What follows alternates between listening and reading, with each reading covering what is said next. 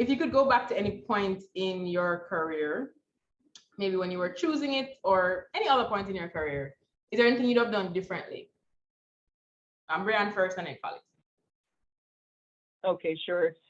Yeah, I think something I would have done differently at an early age is find out more about a field. You know, what Khadija is doing right now is extremely important because when I decided to be an engineer, at least the reasons why I did it before, but I had no idea what the career would look like once I finished university.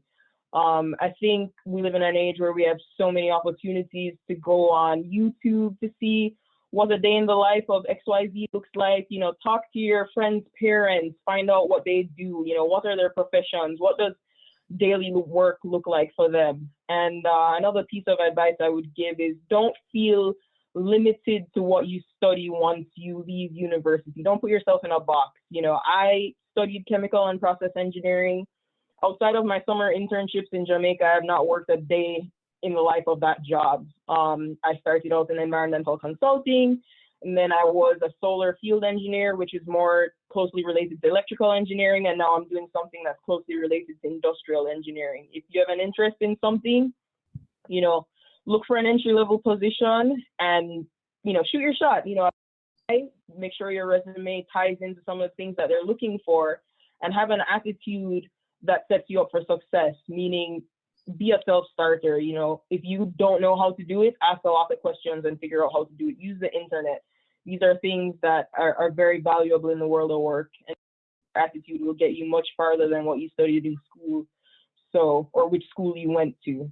So that's the advice I would definitely give if I could go back. Nice. So you took the two questions. You did one, you know, what would you change? And also the advice for people out there, which is the next question that I was going to ask. So that was good. And I would add to Brian, as you're doing your research, please put it in context, because, you know, Colin talked about engineering in Belize versus engineering in Jamaica. You might look up a YouTube video about an engineer in Florida, but you know that you want to work in Jamaica, and you realize that engineering in Florida and Jamaica are just two different things. So, you know, put it in some kind of context so that you can get the right information for your particular situation. Good, really good advice, Brian. Thank you. Colin.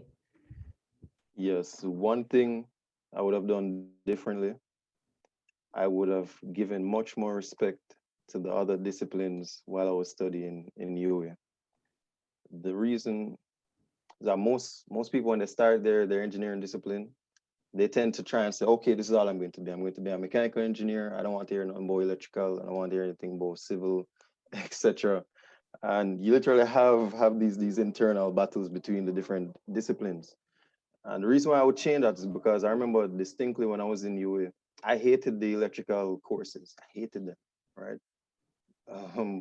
Only to, and actually this piggybacks on Brian's advice about learning about what it's actually like out in the industry. Because when I actually started working and saw what electrical engineering was like, I was like, wow, I actually like this more than what I was doing. So that time in UA where I was actively ignoring it or not dabbling in could have been much better used, because eventually a thing that I learned from an experienced engineer back in UA who came by my hall and gave us all advice. The reality is that when you obtain a degree in engineering, first of all, you're not necessarily an engineer. It means you just have the capacity to do engineering. Once you step out into the working world, you're tossed by the wind.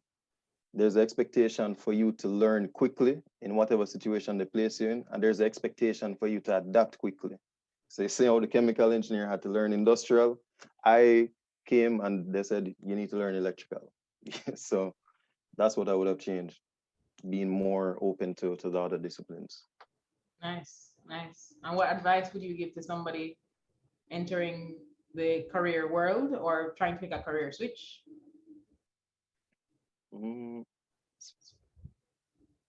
Okay, generally, so outside of engineering, I would say prepare to study again.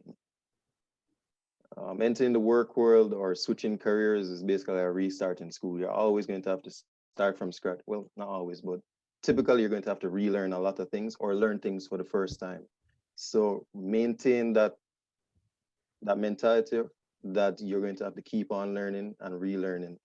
So receiving the degree, that just certifies to the employer that you have the capacity. Your brain is capable of absorbing a lot of complex information quickly and using it to solve problems. So solve my problem, and then you have to learn about the problem and the solutions to it. And same thing along the lines of engineering. Be flexible. It only serves to benefit you greatly, because I look at my personal situation where if I ran out immediately with industrial engineering, I would have ended up like a few of my industrial engineer friends in the Caribbean, where the majority of the population doesn't know what you do or what you're about. So there are not many opportunities for them. However, by doing mechanical, okay, have a broad platform.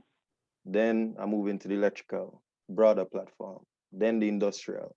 Now I not only have the ability to create a product, but I know how to energize the systems for that product, and then how to optimize the systems around that that thing. So just be flexible and ready to learn and study.